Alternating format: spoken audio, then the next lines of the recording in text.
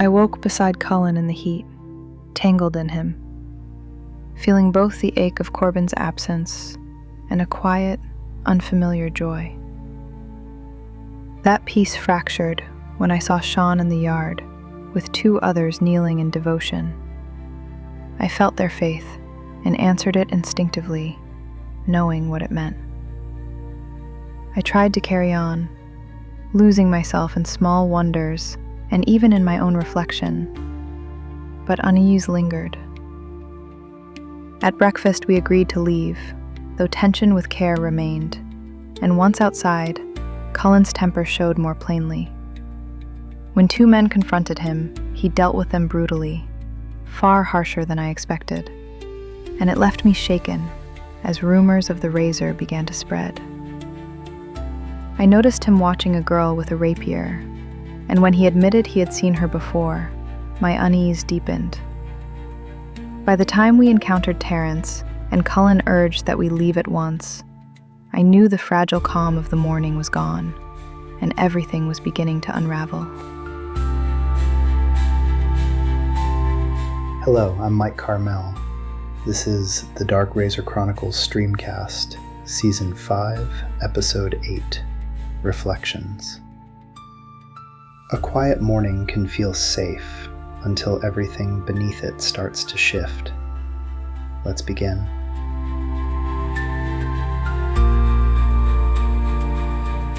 Sharael Maldine.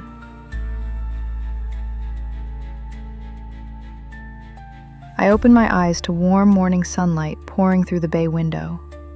Dust motes swirl in the beams, reminding me of Corbin's messengers. But without him, the light feels like prison bars. I'll never feel his presence again. The heat presses down. Sweat beads on my chest. I lie with a leg thrown over Cullen's, my arm draped across his waist, my body pressed to his back. How can he sleep in this? I roll away, the sheets sticky against my skin. He shifts, sighs, and rolls onto his stomach, arm curled beside his face. Despite the ache in my chest, I feel good. Maybe it's being close to Cullen. Before this, I'd never even slept in a bed with a man. I'd never slept in a real bed at all. Bedrolls had been a luxury once. Now, I'm tangled in soft covers, my head on a pillow, my body cushioned by a mattress. The air smells of clean linens and old wood. Corbin's rejection lingers, but still, I feel joyful. I turn to my side, inhaling Cullen's scent. His breath brushes my lips as his eyes flutter open. He smiles, and I know I'm smiling back. Morning. He says, "Morning." Sleep well? "Very well, and I mean it," Me too. he says, stretching with a groan. But it's hot. To my disappointment, he throws back the covers and slides out of bed. At least he's only in his unders, his back bare to me. He stretches again, muscles flexing as he lifts his arms above his head. I prop myself up, watching him openly now, appreciating every line and scar. He moves to the window and pushes it open. Cool morning air slips in, but he's not looking at the city. His eyes are fixed on something below. What is it? More elves? Trouble? I want to ask, but hold back.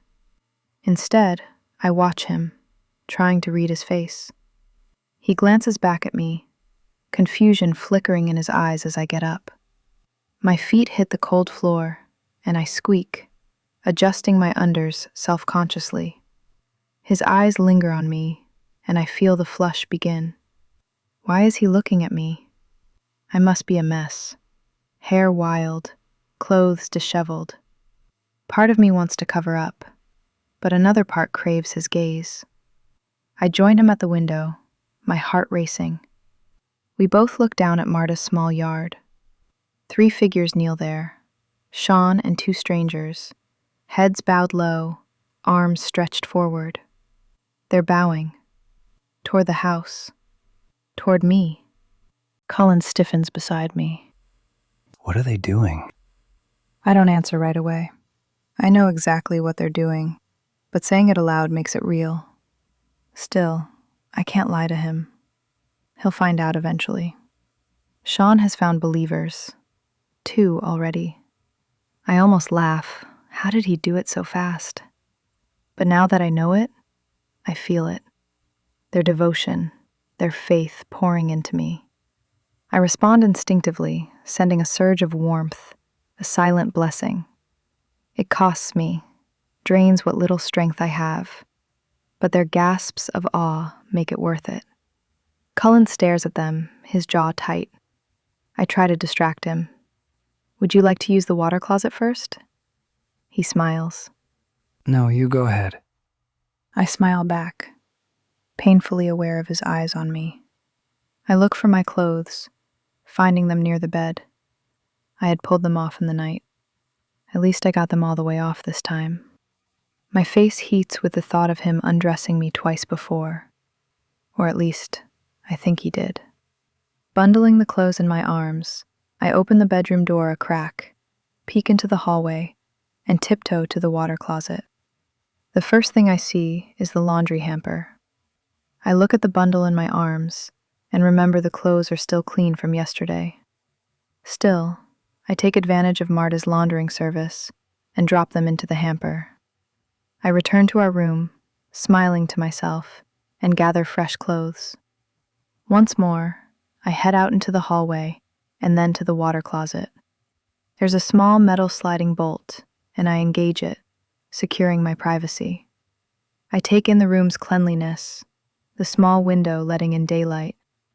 This place had been a wonder to me yesterday, and now, clean and free of smells, it still is.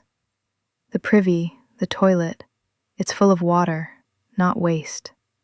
And when you pull the chain, it sweeps everything away. It starts me giggling.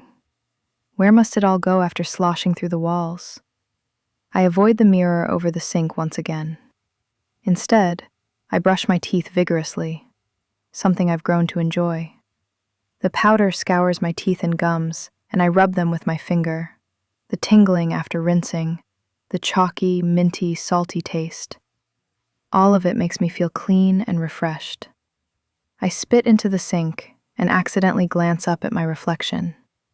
The mirror is clear, and I see my image vividly. Light yellow hair frames flushed cheeks and otherwise pale skin. My brown eyes stare back, wide and uncertain. Yesterday, after my bath, the mirror was fogged, and it distorted my reflection. Now, I can see every hair on my head. My skin looks perfect.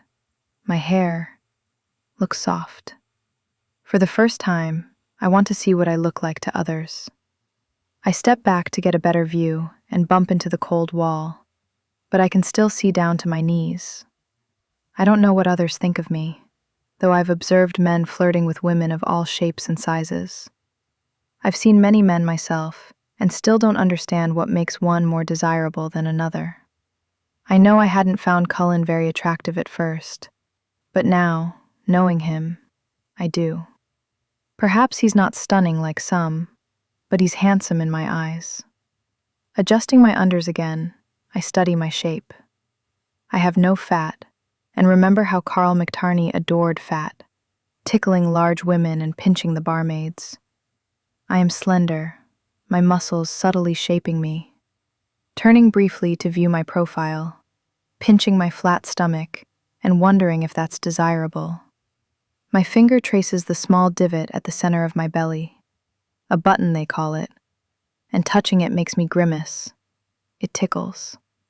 I return my gaze to my face, feeling apprehensive. This is the first time I've clearly seen myself, a shape taken on by my imagination. There have been blurred reflections in standing water, glimpses in polished metal mirrors, but nothing so sharp, so vivid. I run my fingers through my hair and wonder if it's fashionable. I've seen so many hairstyles in the city. Some I liked, others that just seemed funny. I glance at the locked door again, and hesitantly, I let my underbottoms fall to the floor. Now, my breastband. After a long moment of self-examination, I smile to myself. Turning, looking over my shoulder, trying to see every part. I don't know if others will find me pleasing, but I like what I see. Washed and dressed, I emerge, wearing the clothes Cullen bought for me. Narrow leggings, a soft linen shirt that buttons up the front, and socks. Cullen is waiting, still in his unders, and now that I'm dressed, I feel emboldened to let my eyes wander. After my scrutiny in the mirror, I take in his image with new detail. Yes, he is pleasing to me. His shoulders and arms are rounded with well-defined muscles. His bare chest is smooth and firm, so different from mine. My eyes trace his chest, his stomach, and I smile, remembering the tickle when I touched my own belly button. I wonder if he would feel the same. He has a quizzical smile on his face. Does he know I'm ogling him? Probably. My cheeks hurt from smiling. Did you get lost? He asks. Lost? Between here and the water closet? I look back the way I came. It's only a few strides from the room. I'm joking. I meant you took a long time. Oh, sorry. I feel a flush creeping over me again, and he's still smiling. I was just taking it all in. When he doesn't respond, I wonder if my words sounded wrong. Did he think I was ogling him? I better clarify. The water closet. His smile broadened slightly. Why is he laughing? Was what I said that funny? A pang of fear jolts me. Is it my hair? Maybe I shouldn't have tied it back. But I like the way it feels, how it pulls lightly at my scalp and keeps the strands from my face. Without thinking, I add, I was luxuriating in its wonders. Oh, hells. Did I just say that? He doesn't answer, but his smile grows. What is so amusing? It must be my hair? My body? Did he find humor in my words? Panic surges through me. Is it really my hair? Before I can think of a way to backtrack, Cullen steps forward, and to my surprise, reaches for my hair. He carefully extracts some of it from the tether I'd gathered it in. I feel it fall around my face, and he smiles again. It's a sweet, caring smile. Loving, maybe? I feel a swoon come over me. Then, he turns and gathers his things from the vanity top. Clean unders and a small leather bag. He smiles at me once more, then leaves. I sit down hard on the small bench at the vanity, almost falling onto it. I take several deep breaths to quell my pounding heart. My hair? What has he done to it? Why did it make him smile so? I look at the mirror covered by a sheet. Pulling the fabric off, I'm startled to see my reflection again. So clear, so defined. My bangs frame my face. This is how he likes my hair. I turn my head in all directions, trying to memorize how it looks, wondering if his smiles had been about my hair or something else. Another pang of fear clenches my stomach. If it wasn't my hair, then what had amused him? My body? The sound makes me jump, and DagGar laughs from the open window. My hand flies to my chest, heart pounding all the more. Oh, you little scamp, I say, laughing at my reaction. Good to see you too, Sharael. Been out having fun, DagGar? Well, making the most of a strange situation. I would think every situation is strange to you, And I like to make the most of them. he replies. So, what have you been doing with your time? Getting fatter? I'm not fat. I'm flabby-skinned. He replies indignantly. After that small outburst, he adds, Not much else to do but lie around all day, listening to others. Spying? I ask, with mock shock. Well, yes, spying. Of course spying. What else would I be doing down there? Eating, spying, drinking, and spying? Learned anything? Uh-huh. Marta eats a lot of sweets, and and feeds the neighbor's cats and any strays she finds in her backyard. She likes to sit out in the sun, petting them. And she really doesn't like Mrs. Ranker, who lives next door. Did you learn anything useful? Cullen asks from the doorway. I look up at him, surprised to see him clean-shaven. After seeing him with stubble and bristle all week, I'm not sure which I prefer. Sure did. Cair isn't a very nice elf. He adores his zealous brother, who is ready to lop off Cair's head at the first sign of disloyalty. Cair prefers brown bread, but sneaks white with butter when Shawn isn't looking. He's loyal to the cause, but his loyalty to the two of you is still questionable. Cullen closes the door and sits on the bed, wearing the same shirt and trousers as yesterday. He looks happy. Nothing else?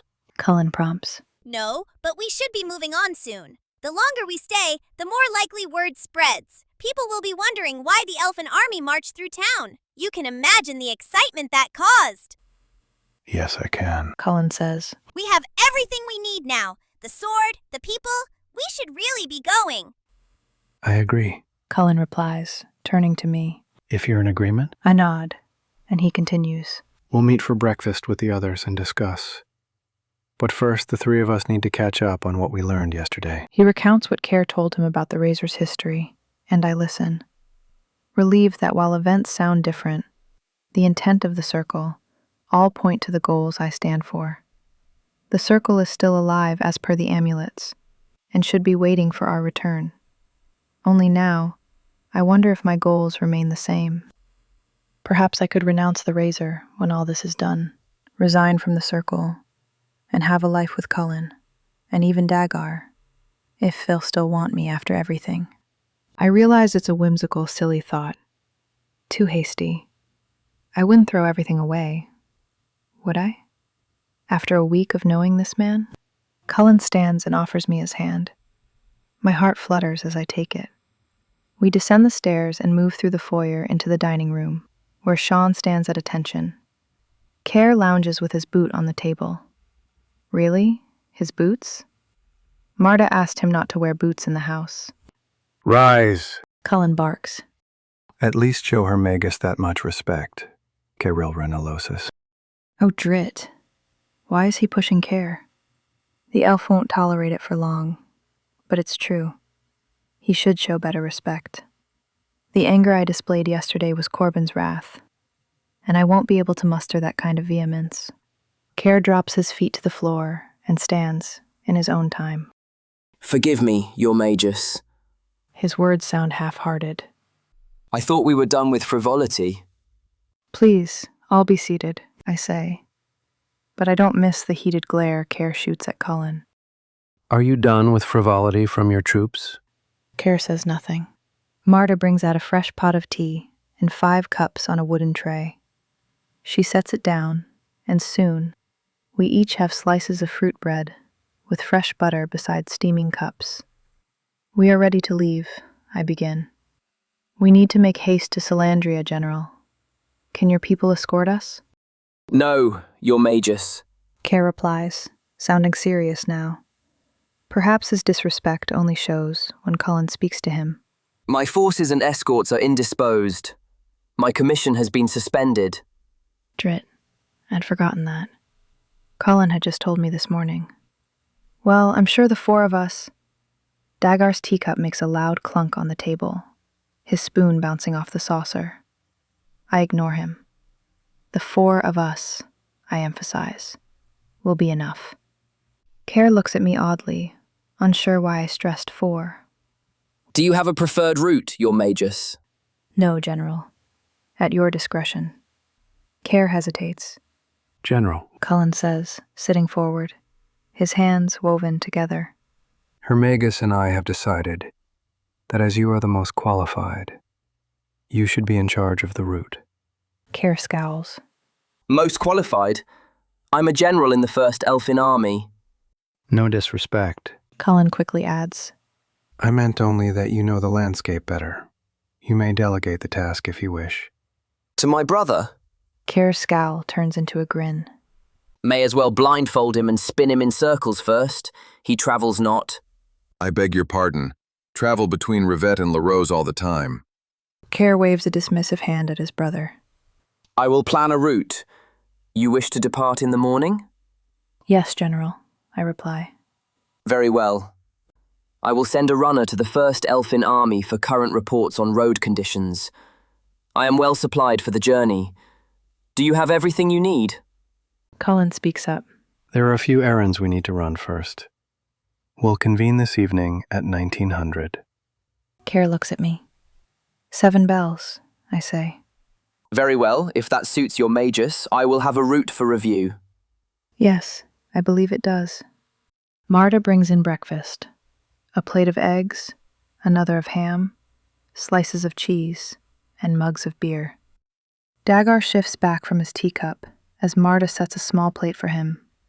Cullen quickly fills DagGar's plate with eggs and ham, I assume to avoid a mishap. Cair makes a disgusted sound, grimacing at DagGar. Mind your manners. This is Marta's house. If she allows it, then it is so. But it's an animal sitting on our table. It's one thing to eat in the rough while traveling, but here... Cair, that will be enough. Dia has asked you to respect the house rules. Cair doesn't argue. With Shawn's voice added, it's 3 against 1. We eat quickly and I stand. Everyone stands with me this time. How nice. I offer my hand to Cullen, mimicking a gesture I'd seen from a lady in King Sanderson's court. Cullen takes my hand as the Count had taken the lady's. A thrill runs through me as I say, I shall accompany you today. Very good, your magus. He nods, his eyes meeting mine. Is he trying to tell me something? Until tonight. Cullen says to Cair and Shawn, and leads me to the foyer, where we begin putting on our boots. We step out between the 2 elfin guards. They salute, but Cullen doesn't acknowledge them, and they don't address him. Once on the street, he speaks freely. Oh, it feels good to be free of that pompous ass. He says. I can't help but giggle. How I wanted to say the same. Cullen continues. Who does he think he's fooling? He has little respect for you and no respect for me. I'd like to beat the shit out of him. Cullen, I say, laughing in shock. Well, I would.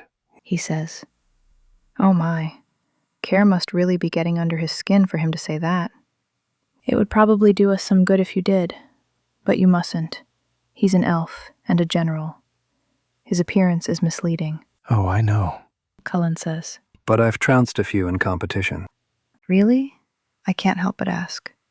Well, it's no surprise. Watching the Tree of Life, I could see moves that would lay waste to Elfin Kamasa, the martial art they teach their troops. Still, elves can be formidable. Cair is no student. He's a master in both blade and hand. If it comes to it, it will be a fight for life. Cullen looks at me sidelong. Yes, really. I won't lie to you, Sharael. That's my point. Avens have been raised for generations with the strictest discipline. My father, grandfather, and great-grandfather were sought for their honesty. It's no joke. But, Drit, I let the word out before I can think. But, he repeats, a pang of fear clenching my stomach. He misses nothing. Then why aren't the Avens present in the oath? Why are they accused of the Razor's theft and the murders of 2 oath-sworn? His voice rises. He sounds angry now. I want to know that myself. Where are we going? I ask, hoping to change the subject and lighten the mood. He seems fidgety, full of pent-up strength. Mostly, I just wanted to get out of there. But I think my pack's a bit light. I want a few luxuries for the trip. There you are, you fargan scheist. I don't recognize the voice. I glance over my shoulder and see 2 men in leather armor pointing at Cullen. He shoves me hard off the boardwalk toward the road, and I stumble into a stream of passers-by. There's the ringing of steel, 2 swords drawn, and it somehow overpowers the crowd's noise. A man tries to steady me as I bounce into him. You all right, miss? He asks. But all I can think is that only 2 swords were drawn. Then comes the thrum of the razor as it resonates from its sheath. The sound makes my stomach leap. I fight to right myself so I can see the moment. The crowd quiets, stepping back to make space. Thought you could best us and get away with it? One man yells. He has a gash over his nose and eye, a swollen lip and bruised knuckles I can see from here. He holds a short sword, old and unkempt. The other wields a long sword. He has a black ring around his eye and moves like a wounded man, grimacing with every step. Cullen's voice is steady and commanding as he speaks. The crowd focuses on him. I gave you two your chance yesterday. If you wish to throw it away, I'll help you do so. I gasp. What happened yesterday? It's not like Cullen to speak this way. At least, not how I've come to know him. But his threat is real. Every person within earshot knows it. And holding the razor, his words have carried with clarity to every onlooker. Oi! Says Black Eye. That's a fancy sword you got. I'll sell it tonight in the market. Gash says. I told you, it's the dark razor. How do you know? It just looks like a strange sword. Oh, drit. Third branch. Cullen's giving no quarter. The two men yelp at his sudden movement, trying to jump into action, but it's too late.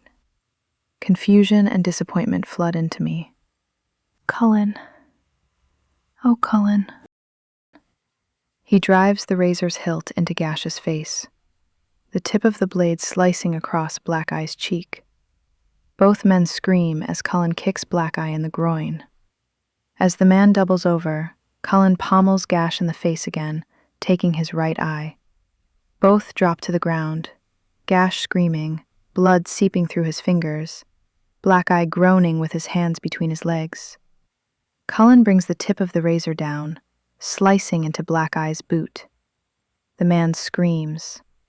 Cullen sheathes the razor, his face angry, disgusted. But it is I who feels disgust. None of that was what he professed to be. He gave them no chance, no warning, offering more leniency to the orcs who attacked us that first day. He maimed these men for life. At least they still have their lives. I don't know why I'm sparing you, He says to them. Don't let me see your faces again. Neither man answers, too consumed with cries of pain. He turns and looks around. When his gaze finds me, his hard expression softens. He takes several long steps and reaches for my hand. His reaction confuses me. What happened to his word being his bond? Fair play. The first and second branches. Those were the things that had so impressed me in those first few days. Reluctantly, I take Cullen's hand, and he leads me through the gathering crowd. Serves him right. One man grumbles. Yeah. A woman adds. 2 on 1. Did you see his sword? Another voices. A man claps Cullen on the back. Serves them right. Those scoundrels have been pushing my son around for years. Cullen nods, acknowledging a few more praises before we start to leave the crowd behind. One fellow says to another, Someone said it's the dark razor. Hey, mister, is that the dark razor? A young man shouts. No, Cullen replies, just me dad's old sword. as we break away. Oh, drit. I feel shaken. People know. The razor is out there, and the rumors will spread like flames, just like the old days. There will be challenges, razor hunters, and killing. And Cullen? Is he the man I thought he was? It's hard to tell. Who were they? I ask, my voice quieter than I intended. He doesn't answer at first. I think he's still dwelling on the fight, but when I glance at him, he's staring across the street at a girl. She's staring back. To my eyes, she's beautiful, and the way she looks at him makes my stomach knot. We keep moving, and as we pass her, it becomes harder for him to look back. He refocuses, pressing forward. I want to ask who she is, but he speaks first. Those men. He starts, like he's just remembering my question. I don't care about the men. Who's the girl? I don't say it. They're two of the three I whooped in Bob Kindle's shop yesterday. What? Bob Kindle's? I went back, got the rest of our money, probably more than we were owed, but I haven't counted it. Yesterday? Oh, after he left me. And the girl? I blurt. What girl? He replies, looking straight ahead. I want to say, the one you were just staring at, but fear of his answer holds my tongue. To his credit, he adds, Oh, the one back there? Don't know her. She just looked out of place. Out of place? Sure, she's beautiful. She carries a rapier, and I've seen her 3 times now. 3 times? Why hasn't he mentioned this? I don't know if it's a coincidence or if she's following us. That makes sense. She was carrying a rapier? That's unusual. Maybe she's just an enthusiast? But 3 times? That doesn't feel like coincidence. Oddly, I feel a flicker of relief. At least he's not ogling some random girl. Cullen leads me through alleys and streets, our errands forgotten as we head back to Marta's boarding house. It's still mid-morning, but the streets are unusually quiet. We turn a corner and Cullen stops abruptly. My heart leaps. I look to see why. Across the street stands Terrence Farside. Anger swells, sharp and undeniable. I want to, in Cullen's words, beat the shit out of him. Cullen lets go of my hand and grips the razor's hilt. Terrence doesn't look like a threat. He looks defeated. Sadness marks his face as he watches us. Still, I feel a stabbing pain in my chest, an echo of what he put me through. I know it wasn't this man, but I can't shake the feeling that, given the chance, it could have been. The sight of him makes me sick. How could anyone attack an unarmed girl? Cullen stops in front of Marta's, still across the street. Have you come seeking redemption? Cullen calls out. Redemption? Could I even offer that? Terrence barely shakes his head. Then what? Cullen demands. Terrence stares, but stays silent. He tucks his hands into his pockets and walks away, slouched. Shit. Cullen mutters. We need to leave the city. Now. His urgency sparks a shiver down my spine. You two, come here. Cullen commands the elfin guards standing at the front door. They step forward. Take new positions. Watch that man, and for a young human woman, about 20, brown hair, carries a rapier. Keep an eye out for anyone suspicious, angry, or armed and heading this way. I expect trouble, so stay sharp. The weight of his words presses on me. The two salute in unison. No more saluting, to General Olosis or me, understand? The guards nod. I'll inform the general. He'll decide if my orders stand. Without waiting, he strides to Marta's door. Inside, Cair is hunched over maps and dispatch papers. Cair! Cair stands and bows. Your Magus, First Parthis. Now's not the time for formalities. I almost laugh. Cair finally shows respect, and Cullen brushes it off. Cullen gets straight to the point. There are people after the razor. I put 2 men down not 20 minutes ago, and rumors are already spreading. Terrence Farside was just outside, and I've seen the same girl with the rapier 3 times. We need to leave, now. I agree, but Shawn is gathering supplies. Fine. We'll leave instructions with Marta, and he can meet us outside the city.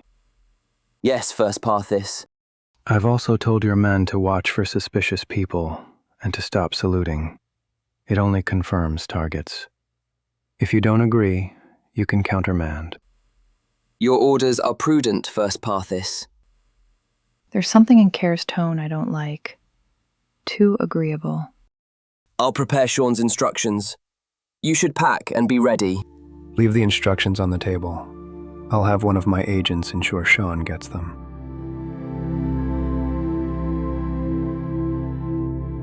Now then, where you're looking. Reflections can be tricky things. Sometimes they show you who you are, and sometimes they show others what you are. Right then, that was the Dark Razor Chronicles Streamcast, Season 5, Episode 8, Reflections. If you enjoyed it, and I know you did, don't lie to me. Go on and share it, tell a friend, and toss a few shiny coins our way. 5 is a nice number. I like 5. You can call them stars, ratings, glowing affirmations of your excellent taste. Same thing, really. It helps keep us fed. And by us, I do mean me. You'll find links, updates, and other questionable decisions at mikecarmel.ca/streamcast. The rest is in the show notes. Sleep well, or don't. I'll be around either way. Bye, ya!